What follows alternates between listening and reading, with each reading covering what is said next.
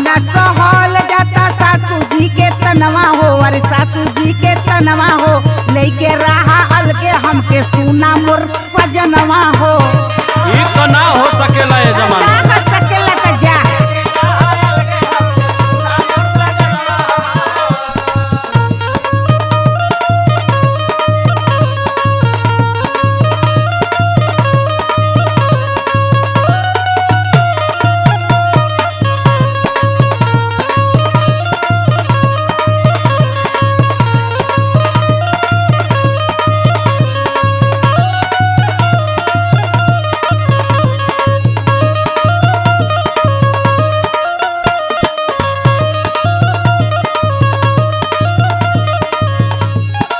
अच्छा तो तोके कौनो कमी तो हमारी तरफ से ना बाटे।